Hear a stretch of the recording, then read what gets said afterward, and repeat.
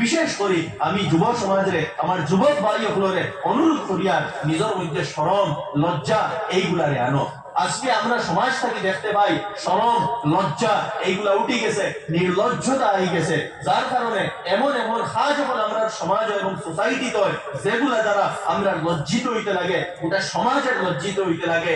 এবং লজ্জা শরম এইগুলা বিশেষ করে সেক্সুয়াল গুনার মধ্যে আমরা বেশি লিপ্ত হয়ে যাই। এই ধরনের গুণা আমরা তা কি হয় এবং আমরা নির্লজ্জতার সীমারে লজ্জার সীমারে লঙ্ঘন করি দেই। আমি অনুরোধ করবো নিজের যৌবনের হেফাজত করো। যদি ভবিষ্যতে কিচ্ছু করতে হয়, দিনের লাগে কিচ্ছু করতে হয়, নিজের যৌবনের হেফাজত করো। আমার যুবক ভাই হল, এই যে সময়, এই যে জমানা, এটা কোনো স্বাভাবিক এবং সাধারণ জমানা নাই। নিজরে প্রস্তুত করো, নিজরে দিনের লাগি প্রস্তুত করো, দিনের জ্ঞান অর্জন করো, আল্লাহ ওয়ালা হিসাবে নিজরে গড়িয়া তুলো।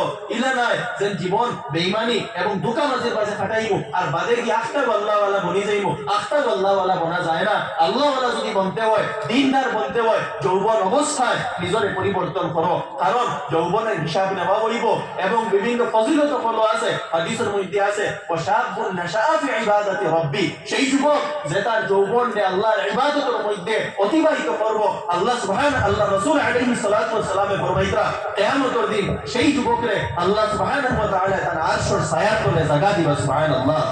আমার দোস্ত বল, আমার যুবক ভাই বল, আমি অনুরোধ করিয়া নিজের যোগ্য হিসাবে গড়িয়া তুলো, পড়ো, স্টাডি করো, কুরআনের উলামা ইকরামের জিকাইয়া কুরআনের তরজমা লইয়া পড়ো, হাদিসের তরজমা লইয়া পড়ো। কুরআন এবং হাদিস যেগুলো শুধু উলামা ইকরামে পড়তা এরকম নাই। উলামা ইকরাম যারা মাদ্রাসা পড়িতরা এরা এক্সপার্ট হইবা, এরা মাহির হইবা, স্পেশালিস্ট হইবা। কিন্তু আমরা যারা জনসাধারণ, আমরা কুরআনের শিক্ষার প্রয়োজন, হাদিসের জ্ঞানের প্রয়োজন। আমরা যদি এইগুলা পড়ি না, এইগুলা বুঝার চেষ্টা করি না, তাহলে আমরার মধ্যে দিন এই তো নাই। আমার যুবক ভাই আপনাদের অনুরোধ করিয়া যে কুরআনের তরজমা লইয়া পড়ো, হাদিস পড়ো, নবীজির জীবনী হল পড়ো, আমরার বুজুর্গানে দিন হলর ভালো কিতাব আছে সেইগুলা লইয়া পড়ো। কারণ আমরা সেই জাতি যে জাতির ইকরা প্রথম হুকুম করা হয়েছে, ইকরা তুমি পড়ো। কিন্তু আমরা আজকে ওই জাতি হয়ে গেছি যে জাতি সব ধরনের সময় অপচয়কারী কাজের মধ্যে আগুয়াই। মোবাইলও টাইম পাস করা, ঘুরাঘুরি, ওবাই আড্ডা, ইয়ার কি ওটা মারা আমরা টাইম ওয়েস্ট করি। কিন্তু আমরা সেই জাতি যে জাতির কোয়া হয়েছে, হুকুম করা হয়েছে পড়ো। তো আমরা মধ্যে পড়ার মানসিকতা আনতাম এবং আমার যুবক ভাই আপনারা আরো অনুরোধ করিয়া যে জাগতিক শিক্ষায় নিজের আগুয়াইয়া লইয়া যাও এবং দিনী কোয়ালিটিস গুলা নিজের মধ্যে আনো, ইমানি কোয়ালিটিস আনো। তখন গিয়া সমাজের কিছু কাজ করতাই পারবাই, দেশের কিছু কাজ করতাই পারবাই, উম্মতের লাগে কাজ করতাই পারবাই। আমি কথা দীর্ঘ করিয়ার না, এটা একটা মাদ্রাসা মাহাদুল উলুম, এখানোর জলসা, এখানো সালাবা একরাম যারা আজকে ফারিগ হইছে এবং এখানো আরো এইরকম এরপরে এই মাদ্রাসা চলতো, এই মাদ্রাসা থেকে আরো এইরকম তালাবাতুল ইলম হল ফারিগ হইয়া যাইবা, উলামা বনবা। উলামা বানানির প্রয়োজন আছে, ইলমে দ্বীন অর্জন করা আমরা সবার উপরে ফরজ, সবার উপরে ইলমে দ্বীন অর্জন করা ফরজ। উলামা ইকরামে তার দুই লেভেল বর্ণনা করছে, একটা হইলো বেসিক লেভেল, বেসিক লেভেল অর্জন করা সবার উপরে ফরজ, এটা ফরজে আইন। আর একটা হইলো অ্যাডভান্স লেভেল, এটা হইলো ফরজে কিফায়া, যেটা হইলো এই তালাবাতুল ইলম যারা মাদ্রাসার মধ্যে আইয়া 10 বছর 8 বছর লাগাইয়া দিনের স্পেশালিস্ট বনরা, এটা হইলো ফরজে কিফায়া। সবর লাগি জ্ঞান অর্জন করা, বেসিক জ্ঞান অর্জন করা ফরজে আইন এবং কিছু সংখ্যক আলিম বানানি, এটা হইলো ফরজে কিফায়া। তো এই যে মাদ্রাসা যেটা, এটাও সেই ফরজে কিফায়ার অন্তর্গত। এইরকম প্রতিষ্ঠান হইতো, এইরকম প্রতিষ্ঠান এর কারণে আগে আমরা যারা মাননীয় অতিথি হল আমরা তান্তরের বয়ানটা কিও শুনছি, এইগুলা দিনর কিলা, দিনর এগুলা দুর্গ, এইগুলা দিনর হেফাজত হয়, ইলমের হেফাজত হয়। তো এইগুলা আমরা হেফাজত করতাম। আজকে এই মাদারিস গুলো আমরার মধ্যে আছে, যার কারণে আমরার মধ্যে দিন আছে। মাদারিস থাকতো নাই, দিন থাকতো নাই। আজকে দেখবা ইসলাম বিরোধী যত শক্তি আছে সবর দিনই মাদারিস নিয়ে অত বেশি অ্যালার্জি। কোন কারণে? কারণে যে ইমান যদি মিটাইবার হয় মাদ্রাসা মিটাইলাম, মাদ্রাসা মিটবো ইমান মিটি যাইব, আর মাদ্রাসা থাকবো ইমান থাকবো, ইসলাম থাকবো, দিন থাকবো। তাই এইগুলার দায়িত্ব আমরা, মাদ্রাসা চালানির দায়িত্ব সরকারি নয়, মাদ্রাসা চালানির দায়িত্ব এটা আমরা। তাই আমরা এই ব্যাপারে সচেতন হইতাম, সচেষ্ট হইতাম, সহযোগিতা করতাম যে এই প্রতিষ্ঠানগুলা আমরা, এটা আমরা নিজে চালাইতাম। মাদ্রাসার প্রতি আমার দায়িত্ব আছে। প্রথম দায়িত্ব হইল আপনি দোয়া করতাম, অন্তরের মধ্যে শুভ কামনা রাখতা যে আল্লাহ তাআলা এগুলারে আগুয়াইয়া লইয়া যাইতা। 2 নম্বর হইল আপনার আওলাদ দিয়া মাদ্রাসার সাহায্য করতা, আপনার সন্তানাদের মধ্যে কিছুরে হাফিজ বানাই, কিছুরে আলিম বানাই। এখান মনে করবা না যে মাদ্রাসা পড়াইলে ছাত্ররা বেকার হয়ে যাইব।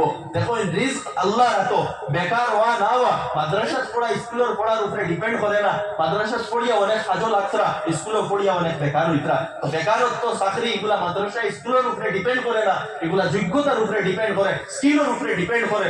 আপনার ছেলে যদি যোগ্যতাকে ভালো মাদ্রাসা আপনি পড়াই তাহলে আপনার ছেলে কি হইব, আগুয়াইয়া যাইব। তাই মাদ্রাসা আপনার সন্তান, আপনার ছেলে, আপনার ভাই, আপনার নাতি নশা এরা লেখিতা করতা মাদ্রাসা কিছু সংখ্যকরে মাদ্রাসা দেই যাতে তারা ইলমে দ্বীন অর্জন করে। আর 3 নম্বর দায়িত্ব হইল এই মাদ্রাসার লগে আমরা মালি সহযোগিতা রইত, মাল দিয়া ওই মাদ্রাসা গুলারে আমরা সহযোগিতা করতাম। আর এই সহযোগিতার বিভিন্ন সূরত হল, তরতিব হল এখানেও বর্ণনাও করা হয়েছে। হয়তো মাসিক হিসাবে একটা কন্ট্রিবিউশন আপনি করুন, বাৎসরিক একটা কন্ট্রিবিউশন করুন, বা কনস্ট্রাকশনের কাজেও আপনি কন্ট্রিবিউশন করতে পারেন।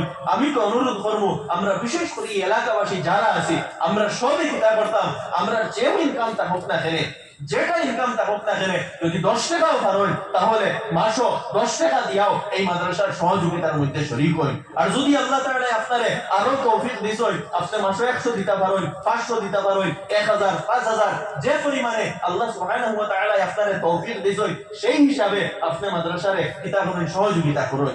এটা বেকার যাইতো না। এটার প্রথম ফায়দা ওটা হইব যে দিনী মেহনত এবং দিনী প্রতিষ্ঠানের লোকে নিজরে জড়িয়া রাখলা।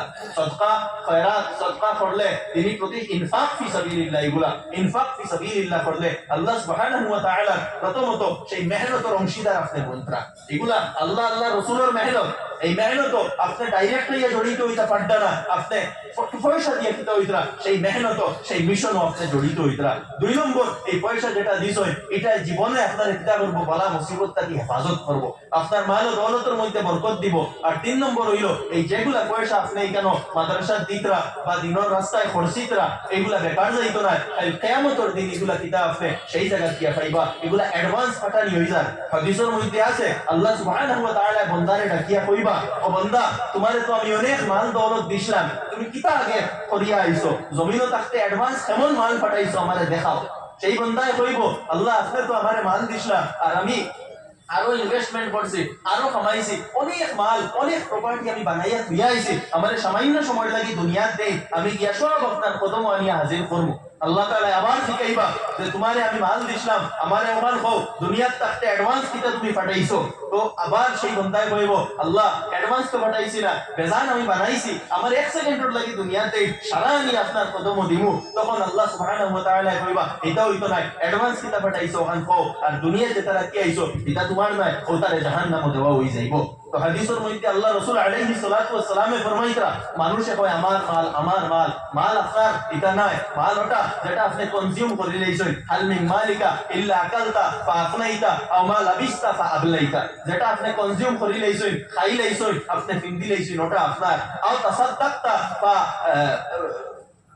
যেটা আপনি সদকা করে লইছেন, সদকা করি আপনি অ্যাডভান্স আল্লাহর কাছে পাঠাই দিছেন, ওটা আপনার মাল। দুনিয়া ছাড়িয়া আপনি যেটা যাইবা এটা আপনার নয়, এটা আপনার মৃত্যুর পরে আপনার উত্তরাধিকারী যারা তারা রয়ে যাইব। আপনার যখন রূহ কবজ হইব লগে লগে এই মালের মালিকানা আপনার শেষ হয়ে যাইব, বাকি এর মালিকানা হয়ে যাইব আপনার মালিকানা ওটা যেটা অ্যাডভান্স পাঠাইছেন। এই দিনই প্রতিষ্ঠানগুলোর লগে আমরা জড়িত হওয়ার একটা সুরুত আছে, আপনি যে হিসাবে পারেন এগুলার মধ্যে কন্ট্রিবিউট করুন, জড়িত হই।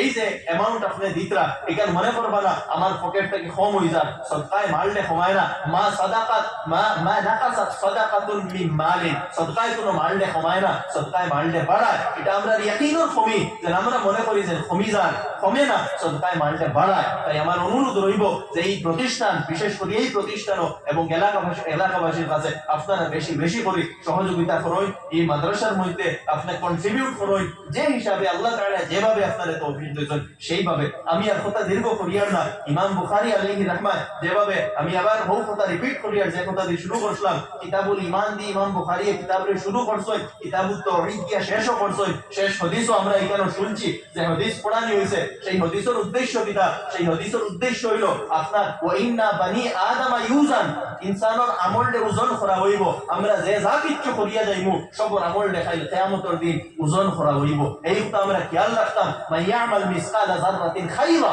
ইয়ারাহু যে মানুষে সামান্য পরিমাণ ভালো কাজ করবে এটাও দেখা হইব ওমাইয়ামাল মিসকালা যাররাতিন শাররা ইয়ারাহু এবং যে রাইট দানার পরিমাণ বাদ কাজ করব এটাও দেখা হইব আপনি নিশ্চিন্ত থাকবেন না আমি দুনিয়া যে কোনো ভাবে কাটাইয়া যাই মুগি আর বাদে মরার বাদে ডাইরেক্ট জান্নাত যাই মুগি আপনার প্রত্যেকটা কাজরে ওজন করা হইব ওটাও বুখারী শরীফের শেষ হাদিস ইমাম বুখারী আলাইহির রহমান ও কথা ওই হাদিস দ্বারা আমরা বুঝানোর চেষ্টা করছি তাই আমার দুস্থ হল বুজুর্গ হল সেই ঈমান সেই আল্লাহ তাআলার উপরে বিশ্বাস এবং আল্লাহ তাআলার যে হুকুম যেগুলা এইগুলার উপরে আমল করার মানসিকতা এইগুলা প্রস্তুত করুন ও কথা কইয়া আমার সংক্ষিপ্ত কথা শেষ করিয়া ওয়া আখিরু দাওয়ানা আলহামদুলিল্লাহি রাব্বিল আলামিন।